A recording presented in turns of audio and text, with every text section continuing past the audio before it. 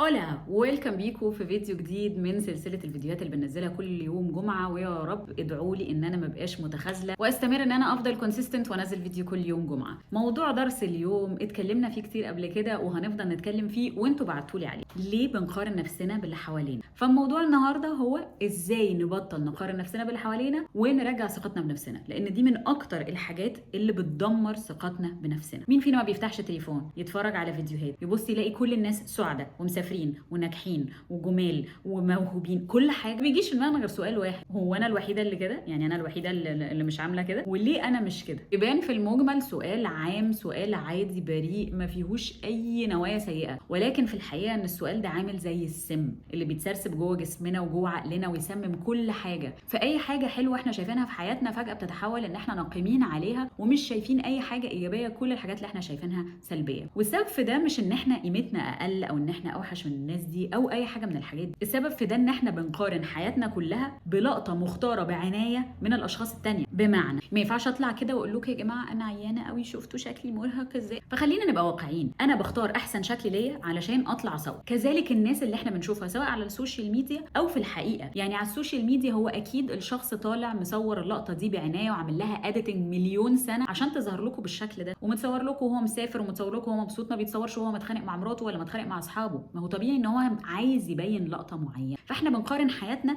بلقطه معينه ستيج، يعني مفبركه انوي، زي بالظبط كده لما نبقى معزومين عند حد في البيت ونخش نستغرب نقول هم ازاي مش بيجروا ورا بعض بالشباشب. ما هو الطبيعي ان انا رايحه ضيفه عند حد، اكيد مش هيعملوا كده واكيد كلهم هيبانوا ان هم مهذبين وكويسين وجمال مع بعض. ما هو ده طبيعي، ما هو انا ضيفه، هم عايزين يعني مش هينشروا غسيلهم قدامي، فبالتالي انا بقارن حياتي كلها بلقطه معينه. الفيديو هنتكلم على ليه بنقارن نفسنا بغيرنا وازاي نبطل نقارن نفسنا بغيرنا ونرجع ثقتنا بنفسنا. يلا نبدا الفيديو. وزي ما اتعودنا في كل فيديو ان اول جزء بيبقى ليه احنا بنقارن نفسنا بغيرنا او الاسباب الاساسيه اللي بتخلينا نعمل. فيلا بينا نلبس بدل الغطس وننزل علشان نقتلع الاسباب من جذورها ونرميها علشان احنا مش محتاجينها في حاجه. اول حاجه وهي ان ليون فيسنجر، مش عارفه اقرا اسمه قوي يا جماعه بصراحه، ولا بالانجليزي ولا بالعربي، فمش مشكله، المهم ان في واحد اسمه ليون اسس نظريه اسمها المقارنه الاجتماعيه. يعني ايه يا عم ليون؟ يعني ليون كان بيقول ان الانسان بطبيعته بيقارن نفسه بغيره علشان يعرف هو فين. يعني اقارن اشوف ده متطور عني بقد ايه وانا فين، علشان ده يبقى دافع ليا علشان اوصل لنجاح معين. وده بيفسر ان اول ما بنشوف انجازات غيرنا بنبدا نجز. وبليز ما تقولوليش لا على فكره انا مش كده وعمري ما بحس كده. الغيره ده شعور انساني مولود بينا كل من اول بني ادمين نزلوا على الكره الارضيه، ما تخلوناش بقى نجيب القديم والجديد، فدي حاجه طبيعيه فينا كلنا. الفكره ان احنا ما نخليهاش توصل لمرحله الحسد بقى، ان نتمنى ان النعمه دي تزول من عندهم. المهم بس ان احنا نحاول ناخدها بشكل ايجابي، ان هي يبقى موتيفيشن او حاجه دافع لينا ان احنا نبقى احسن. وكمان في حاجه اسمها البرمجه الاجتماعيه، بمعنى ان احنا متعودين من واحنا صغيرين ان احنا دايما بنتقارن باللي حوالينا. طول عمرنا بنتقارن باللي حوالينا، في شكلنا، في دراستنا، في درجاتنا، في كل حاجه بنتقارن باللي حوالينا، فبنكبر على هذا الاساس. من شاب على شيء شاب عليه، فالعقل بيكبر متبرمج ان انا قيمتي مربوطه بغيري. كارثه مهببه. ورقم 2 نظريه الفريد ادلر. ادلر كان شايف ان الانسان دايما بيسعى للتفوق. صح يا عم ادلر، عداك العيب وازح. بس لو السعي للتفوق ده اتلخبط، حصل حاجه ما قدرناش ان احنا نتفوق بالشكل اللي احنا دماغنا رسماه، بدل ما بيكون دافع للتطور بيتحول لشعور بالنقص. فكل ما نشوف حد احسن مننا نغير. وهنا بقى ياخدنا الموضوع مهم جدا، وهو عقليه الندره او السكارسيتي مايندز، ودي اللي اتكلمت فيها كتير قوي واحده اسمها بريني براون، من اكتر الكتاب اللي انا بحبهم. وهي ان احنا نصدق ان النجاح، الفلوس، الجمال، اي حاجه حلوه في الحياه عباره عن موارد قليله. فلو اللي قدامي معاه الحاجه انا معيش الحاجه، لو هو خدها هو خدها مني، لانها عمرها ما ينفع تبقى معانا احنا الاثنين. فبالتالي في ندره في الموارد، فبنشوف اي نجاح لغيرنا خساره ليه. يا هي تاخد الحاجه دي يا انا ياخدها، ما ينفعش احنا الاثنين يبقى عندنا ده. وساعات بنحس ان احنا مش عارفين احنا مين او قيمتنا ايه، وده اللي علماء النفس بيسموه غياب الهويه. ففي الحاله دي بتبقى المقارنه هي الطريقه الوحيده عشان نعرف احنا مين وبنحب ايه وما بنحبش ايه. احنا بنتفرج على غيرنا نقول هل انا فيا الحاجه دي ولا مش فيا؟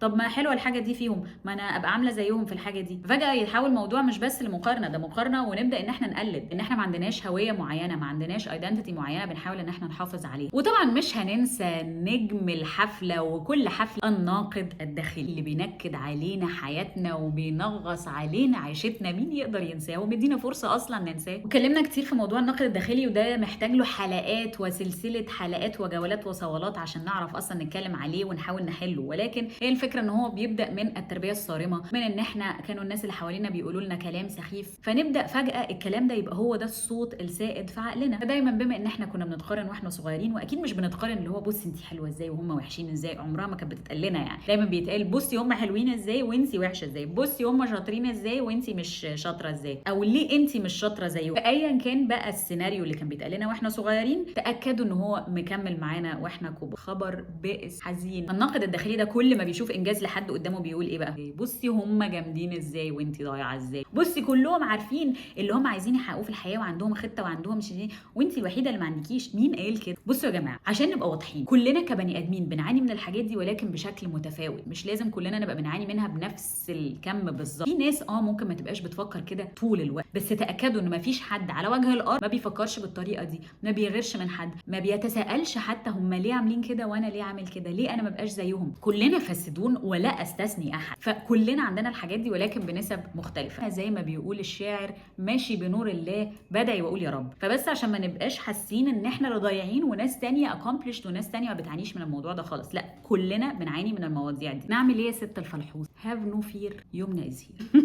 انا بضحك على نفسي قوي لما بقول ده، كل مره في الايديتنج بشيلها، فانا قررت ان انا اسيبها. هنعمل 3 حاجات اساسيه. 1، الوعي باللحظه اللي بقارن بيها نفسي بحد. اول خطوه في ان احنا نتخطى حاجه هو ان احنا نبدا ناخد بالنا امتى بنعمل هذا السلوك، امتى ببدا ان انا اقارن نفسي بغيري. فلما يحصل ده انبه نفسي واقول انا دلوقتي بقارن نفسي. مجرد ادراكنا للحاجه دي بيخلينا نوقف السلوك، بيخلينا اتليست نقف وناخد خطوه لورا ونبص على الموضوع من بره، او اتليست هيوقفوا في لحظه. وعلى اقل تقدير مش هنبدا ان احنا نروح في سكه ان انا اقل من الشخص ده، وعلى اقل تقدير هقول هوب انا كده بدات اقارن نفسي، وهوقف نفسي عند الحته دي بدل ما اروح في سكه ان انا اقل من الشخص ده وان انا مش زيهم ولا عمري هبقى زيهم، كل بقى السيناريو اللي احنا عارفينه. جابور ماتيه عنده نظريه ممتازه في الحته، وهو ان هو دايما يقول بدل الحكم بفضول. يعني ايه؟ يعني بدل ما اقول هو انا ليه على طول بقارن نفسي، انا دايما كده، انا دايما اقارن نفسي، انا دايما اقتد في نفسي، فبدل ما اقعد احكم على نفسي احول ده لفضول. يعني بدل ما اقول البقين دول اقول بقين تانيين، اقول هو انا ليه بقارن نفسي بالشخص ده؟ ايه اللي ناقصني عشان ابقى زي الشخص ده؟ ايه اللي جاب لي الاحساس ده؟ ايه الحاجه اللي ناقصاني او انا محتاجها ومش عندي علشان كده حسيت بالاحساس؟ بنحول بدل ما احنا بنحكم على نفسنا بفضول. من الحاجات اللي احنا ده ممكن تساعدنا جدا في القصه دي هو ان انا ابدا ابقى واعيه بالظل. الظل احنا اتكلمنا عليه قبل كده وهنتكلم عليه تاني، ولكن باختصار هي الفكره المشاعر اللي احنا بندفنها فبنخبيها ورانا. المشاعر دي ما بنتخلصش منها، هي بتفضل ظلنا ملحقين، ولكن احنا على طول كابتنها وهي اكيد هتطلع تضرب في وشك. فاول حاجه هو ان انا ابقى واعيه بالمشاعر اللي انا بدفنها جوايا، ومن الوعي ده هنبدا ان احنا ندرك ايه الحاجات اللي محسسانا بعدم الرضا دي، وايه الحاجات اللي مخوفانا فمش قادرين ناخد الخطوات الايجابيه اللي احنا عايزين نعملها فنحقق انجازات كبيره في حياتنا. وفي اغلب الاحيان بنبقى انجزنا حاجات كتيره في حياتنا وبنبقى اتطورنا في حاجات كتيره في حياتنا، بس بنبخس حقها وما بنديلهاش حقها وعمرنا ما بنذكرها ابدا. من هنا لازم اقارن نفسي بنفسي. يعني هل انا زي ما انا امبارح؟ انا اسوأ في حاجات بس احسن في حاجات تانية. اقارن نفسي بالايجابيات اللي انا بقيت احسن فيها. رقم 2، ارجع تركيزي لنفسي. بدل ما اقعد اتفرج على الحياه من بره واقارن نفسي بحياه ناس تانية، ابدا اسال نفسي هو انا محتاجه ايه عشان اقدر احقق الحاجات اللي انا بتطلع ليها في اشخاص تانيين او عند اشخاص تانيين مش عندي. ايه الحاجات اللي ناقصاني؟ وابدا ان انا ارجع تركيزي لنفسي. لويز هي كانت دايما بتتكلم على قد ايه ان احنا قيمتنا مش مربوطه بحد تاني او بحاجه تانية. قيمتنا في ان احنا موجودين. طول ما احنا موجودين على الارض فلينا قيمه. ربنا خلقنا بقيمتنا. قيمتنا غير مرتبطه بانجازاتنا، غير مرتبطه بفلوسنا، غير مرتبطه بشكلنا، غير مرتبطه بهدومنا، غير مرتبطه باي حاجه غير وجودنا. قيمتنا في ان احنا موجودين. قيمتنا مش مربوطه في ايد حد تاني او في حاجه تانية. فلازم نرجع ده لنفسنا، نرجع الثقه دي لنفسنا. واتكلمنا في الموضوع ده قبل كده ان قد ايه دماغنا بتركز بس على السلبيات، ومن هنا محتاجين ان احنا نبدا نرجعها تاني، نشفت المنظور ان هي تبدا تبص على الايجابيات. فمن اكتر الحاجات اللي ممكن تعمل ده هو ان انا ابدا اكتب اي حاجه انا شايفه ان انا انجزتها، اي انجاز مهما كان صغير، ان انا ابدا افكر نفسي بيه وابدا ان انا اغوص في رحله من معرفه النفس. وعلى فكره انا عامله فيديو كامل شامل وافي على ازاي تعرفي نفسك، ادخلي اتفرجي على الفيديو ده لان مهم جدا ان احنا نبدا نعرف نفسنا، فنبدا نرجع اهتمامنا وتركيزنا تاني على نفسنا بدل ما احنا دايما باصين لبره. طب بص جوه الاول يا مرسي. من هنا هنضطر ان انا اقول لكم حاجه انا نفسي بعاني منها، وهي ان احنا محتاجين نقلل شويه سوشيال ميديا، او على الاقل لو مش عايزين تقللوا السوشيال ميديا اتليست تنظفوا الفيد بتاعكم. نظفوا الفيد بتاعكم من اي حد بيحسسكم ان انتوا اقل، من اي حد انتوا بتقارنوا نفسكم بيه ودايما بتحسوا باحساس مش حلو بعد ما تتفرجوا على الكونتنت بتاعهم. خلوا الفيد بتاعكم لناس هتلهمكم، ناس مش بتضايقكم من نفسكم، بالعكس تخليكم مبسوطين اكتر من نفسكم. رقم 3 وهو تغيير المنظور او الريفريمنج، زي هنشيل من الكادر ده هنروح على كادر تاني. حياتنا كلها عباره عن تغيير المنظور اصلا. يعني لو احنا بصينا للحياه من عدسه سوداء هنشوف كل حاجه سوداء، عدسه بامبي هتبقى الحياه بامبي. كل الموضوع قايم اصلا على اعاده المنظور. وهنا هنتكلم شويه على عقليه الندره، فكره انه مش معنى ان غيري ناجح ان انا ما اقدرش انجح، بالعكس. مش معنى ان غيري سبقني ونجح ان انا كده متاخره ومش هنجح، بالعكس. معنى ان غيري نجح ان الموضوع ده مش مستحيل، يعني انه يسهل تحقيقه. طب ما هو كمان نجح بصعوبات، طب ما انا اشوف ايه الحاجات الصعوبات اللي هو مر بيها واحاول ان انا اتجنبها، مش يمكن النجاح ساعتها يبقى اسهل لي. نجاح غيري مش معناه ان انا فشلت، نجاح غيري معناه ان انا كمان اقدر انجح واعديه كمان. فمن المنظور ده هبدل الغيره بالهام، ان الموضوع ده الهمني لان انا اعمل حاجه، ان نجاح الشخص ده اداني فكره جديده. ومن اكتر الحاجات اللي هتخلينا ما نحسش بالغيره من الاخرين هي ان احنا نمارس الامتنان، ان احنا بنشكر ربنا الحمد لله، بس نحمد ربنا على النعم اللي عندنا، نحمد ربنا على النعم ونقولها الحمد لله على نعمه البصر، الحمد لله على نعمه الصحه، الحمد لله على نعمه البيت اللي احنا عايشين فيه. كل حاجه موجوده في حياتنا تستاهل الحمد. فكره الامتنان هم بايعينها لنا في الغرب ان دي فكره جديده، لكن احنا في مجتمعاتنا كده متعودين على فكره الحمد لله، ولكن مش بفكره الحمد لله، لا،